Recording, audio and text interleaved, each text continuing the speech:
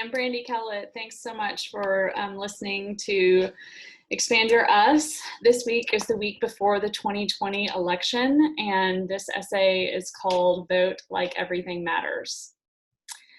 I'm the kind of parent who likes to find a phrase that will work in a variety of situations over a wide span of a kid's growing years, and then repeat it relentlessly. This habit infuriates my children.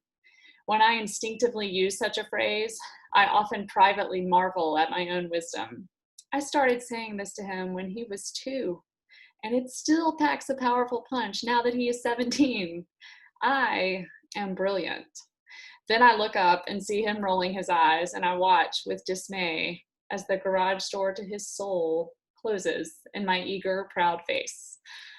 Multi-use phrases aren't for everyone, but I love them.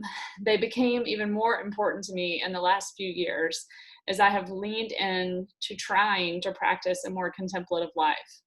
I'm mostly still addicted to productivity and action, but I have grown in my practice of meditation, learning to slow down, to breathe, to observe, to listen to my own thoughts, emotions, and bodily sensations before I take action that can damage or protect others. In this way of being in the world, mantras are useful. They help center you, reminding you of who you are and how you want to be with others, rather than simply reacting in anger, exhaustion, fear, or despair. Sometimes I pick a mantra, hoping it will Jedi mind trick me into being a better person. Lead with love, instead of my natural habit of trying to slay injustice like a dragon hunter. Or I am enough, instead of my instinct to strive, to finish, to accomplish.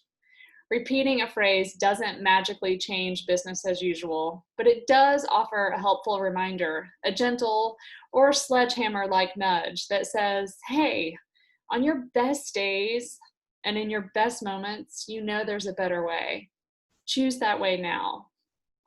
With early voting underway and election day a week away, it feels like the entire country needs a reminder that we are more than our instincts. We are not automatons.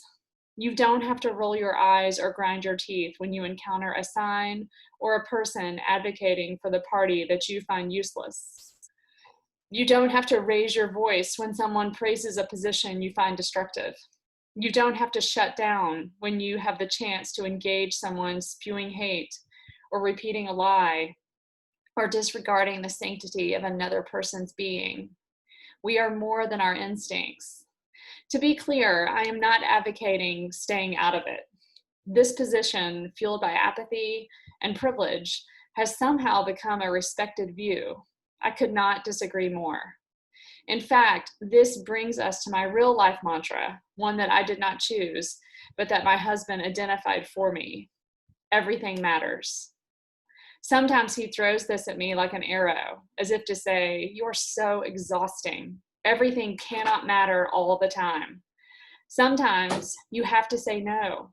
Sometimes it isn't your fight or yours to correct. Sometimes the thing in your own house has to matter more than the thing out there. Sometimes, though, he murmurs it, tossing it like a life raft. We say it silently, like a prayer, eyes locked. Everything does matter. Choosing to invest only in my community leads me to neither know nor care about others. Normalizing difference leads to sharing our mutual garment of destiny with each other. Unkindness leads to inflicting pain. Stopping to listen leads to understanding. Dismissing another human leads to the loss of life. Elevating the value of different kinds of work leads to respect for all kinds of folks. Relentless ambition leads to greed-driven destructive power. Defensiveness destroys relationships. Staying out of it leads to taking no responsibility for those around you.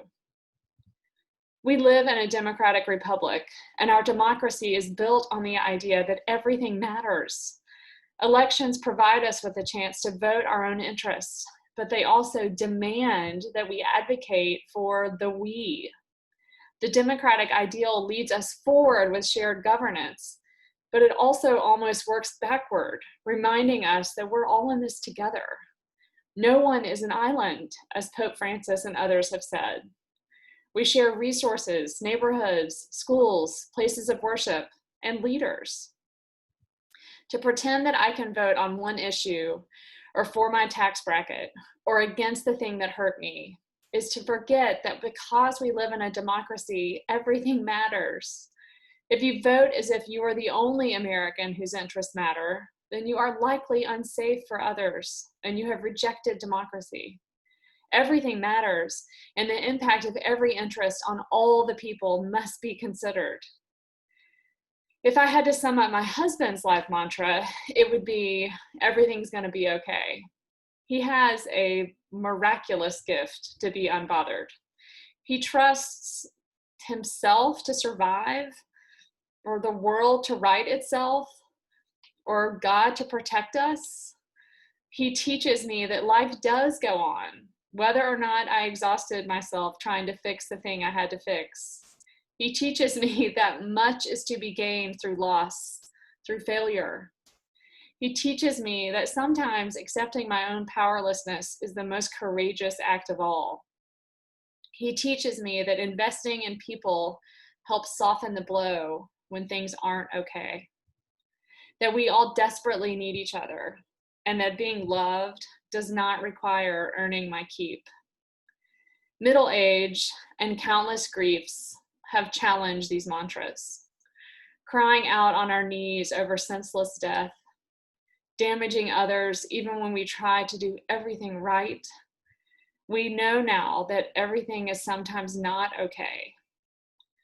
Throwing ourselves at systems that continue to diminish others, speaking up against unchanging, stubborn injustice, working and failing to restore broken relationships, we also now know that nothing seems to change even when you live as if everything matters. Like all good marriages, there is little beauty found in being right, but loads of wisdom in learning to learn from each other. When everything matters, everything will be okay. When we learn in relationships, in our lived out faiths, and in our civic engagement to expand our capacity to care, invest, and act on behalf of others, we will become part of the beloved community. When we do this, we build such strong relationships that we survive and resist and fail and achieve together. Everything really will be okay. These ideas both motivate us and temper us. As you make a plan to vote in a pandemic, I share our mantras, broken as they are. As the world seems to unravel, I remind us of these ideas that are insufficient when they live in isolation. My hope is that we can find power and perspective when we hold them in tension. Take action on behalf of those around you as if everything matters. It does. Lean into your community, sharing in joy and suffering, need and want, as if everything's going to be okay as long as we belong to one another. It will. Also, vote. Thanks so much for listening.